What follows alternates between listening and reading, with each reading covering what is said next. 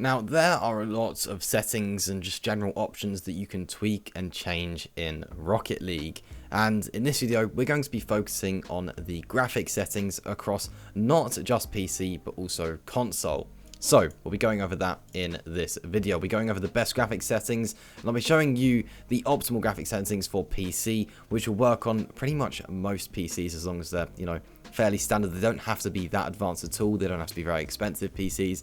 These should be settings that will run on most systems, to be honest, unless, it is a literal, genuine potato, and you're, plugging in your keyboard and mouse and your controller into actual potato, then I probably wouldn't recommend it. I probably wouldn't recommend Rocket League as a whole. But other than that, I think it'll work on pretty much most PCs at least 60 frames. So I'll be going over that in this video, and then we'll go over to console, and we'll take a look at things over there, so those of you can just slightly improve your graphic settings on a console as well. So we'll be covering everything, Rocket League graphic settings related in this video. Let's waste no more time and get straight into it. So here we are on Rocket League on PC. Now I'm going to go into free play just so you can sort of see the graphics that I run. Now I'm playing at 1440p on a 165Hz monitor. And then in terms of the specs of the PC, it's got 32GB DDR4 RAM, 3070 Ti, and a Ryzen 7 3700X, I believe. And so obviously not the highest end PC, but I don't know what you call this PC, mid-range maybe? I actually have no idea. But anyways, let's take a look at the graphic settings that I use. So here you can obviously see the sort of settings that I'm running in terms of how it looks. So I think it looks pretty solid, generally. Now I get a bit more frames if I wasn't recording, but it tends to hover around 300. Some maps it just stays at 360. But let's look at the graphic settings. So I play at 1440p, but for this one I would always say just set whatever your normal monitor resolution is, to be honest. You could lower it. If you're playing at a higher resolution, you find that your frames aren't high enough, you could go from 1440 to 1080p. That's a possibility if you wanted to, but obviously keep it in that 16:9 ratio, in my opinion. Oh, well, definitely. In terms of display mode, always full screen, since that's just the lowest latency. You could go to windowed or borderless, but you will get higher latency a bit. So I just say that in terms of input delay and everything like that, full screen is always best. Now VSync I would have off, since once again that does contribute to input delay. But if your frame rate is below your monitor's refresh rate, so let's say I was getting below 165 frames, then if I had this off, then I get a lot of screen tearing. So you could turn it on if you find you're getting a lot of screen tearing, but it will lower the frame rate a bit, and it will also, it's going to cause some input delay. But at the end of the day, if you find that it's better with it on, then by all means turn it on. There are quite a few games that I play with it on, to be fair. But if you do play quite competitively, then I wouldn't recommend it. So in terms of anti-aliasing, I just have this on FXAA low. I have no idea what would happen if I turned it off, really. I just think it doesn't look quite as good. So I do have this just on low. I think just tidies things up a bit, but you can turn that off if you wanted to. Render quality is the one thing that I have on high, since if you are to put this to, say, performance, then I have to, of course, hit apply here. But I'll show you the anti-aliasing off. Now, the anti-aliasing doesn't make much of a difference, but you can just see sort of on the boost pads and everything, in my opinion, it doesn't look quite as clean. So I turn that on, and then this I have on high quality, just since I think that looks the nicest. But once again, you can lower this depending on what frames you get. Render detail changes because of these. Frame rate I always have on 360. I don't have it uncapped, since I think that's a bit much, to be honest, a bit unnecessary. But 360 is solid for me. I feel like you may as well uncap it, and it keeps me well above my 165 frames monitor refresh rate. And yeah, I think that I get a very smooth experience, to be honest with you. So then in terms of texture detail, I have this on performance. Same with world detail, and the same with particle detail. Then effect intensity I have on low, since I don't really see the need to have that on high at all.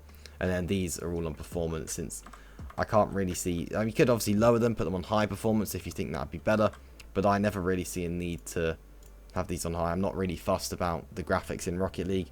Or in any esports game, really. But obviously, if you want to get a better graphical experience, then you can obviously turn all these up, but you are going to get lower frames. Then all of these I have off, since they are literally all unnecessary. And if anything, I'd say pretty much all of these put you at a bit of a disadvantage. Some of them not really. I mean, high quality shaders won't really affect anything competitively, but weather effects and motion blur, I'd say it's better to have them off, to be honest. I might not, in a way, it might not look as nice, but I still like they're the ones that would actually put you at a bit of a disadvantage if they're on in terms of the actual gameplay. I mean, frame rate, it will lower it as well, but in terms of actual gameplay, it will put you at a disadvantage, in my opinion. Whereas if you had these on a higher quality, it wouldn't really. It just looks a bit nicer, but your frame rate will be lower. But at the end of the day, yeah, these are the settings I use on PC. They work well for me. Yeah, it's very performance based, 100%. So if you wanted to go more graphical, then obviously turn some of these up. But I would 100% suggest having all of these off, VSync off, and also on full screen. And then I would say put this on 360 frames per second. But the rest of it really is personal preference. But yeah, that's what I go with, and that works really well for me personally. So now let's head over to console. So here we are on PS5, but it'll be pretty much the same on every other console. The only difference, I believe, is if you are on a Xbox Series S, you get the option between a performance mode and a graphics mode, and then the same on Nintendo Switch, I believe, as well. With Nintendo Switch, it's 30 and 60 frames, and then with Xbox Series S, you get an option for 60 frames and 120. I would always suggest, particularly on Nintendo Switch, definitely go for the 60 frames, and then on Xbox Series S, I would say, personally, go for the 120. It can, for me, it made the resolution quite low for a 1440p monitor, but if you're playing at 1080p, you shouldn't really notice it too much. But you are getting, you know, double the frame rate there, and I would recommend it since it is quite a nice improvement. But if you're not fussed about the frame rate, you're playing fairly casually, then by all means go for a lower frame rate for the higher resolution. But the video here, as you can see, you don't get much. But what I would do is put this on low intensity. Now on my console, I have vertical sync on because I just find there is quite a bit of screen tearing if I have it off, which I'm not really a fan of, to be honest. But if you're all right with the screen tearing, or you've got a monitor, because some monitors, I believe, can sort of counteract that. So if you've got that, then by all means turn it off. But for me, I just don't get as good of an experience when it is on, as I can see a bit of screen tearing. It's not, to be fair, it's not too bad. But yeah, on my console, I must admit I don't play Rocket League on my PlayStation that much. But I would say, you know, it might be worth, if you play properly competitively. If I did probably, you know, mainly play on console, I'd probably have it off, but I tend to have it on. But the choice there is yours, really. And then the weather effects, light shafts, and lens flares definitely have off. If you prefer just obviously the graphical experience, turn them on, but otherwise they just put you at a disadvantage. The same really with the effects intensity. Won't really change much, but just to ensure you're getting a nice frame rate. But I mean, it's pretty consistent on the consoles. But yeah, I'd have that on low intensity. But there you go. I mean, that is everything in terms of the graphic settings on console. Much more basic. But if you are on a Series S or on a Nintendo Switch, then it'll be a bit different. You'll just have one extra mode, I believe.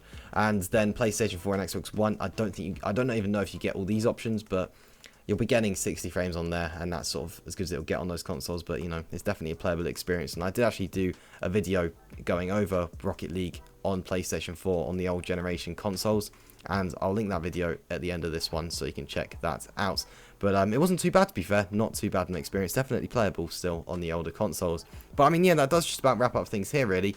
That was just a video going over Rocket League, the best graphic settings on PC, and then also looking at the couple things that you can tweak on a console. And this was on a PlayStation 5, but it'll be pretty similar no matter the console that you are using for Rocket League. And after all, the game's on a hell of a lot of platforms now. But hopefully you found something beneficial out of this video, and you found the best graphic settings for you to be able to get the best balance between graphics and performance, since it is, you know, good to find the best balance there that you find for your gameplay. But yeah, I mean, that does just about wrap up things here for this video. On screen now, you are seeing a link to a different video. Hit the link on the screen if you are interested in watching that. I'll see you in the next one. Peace.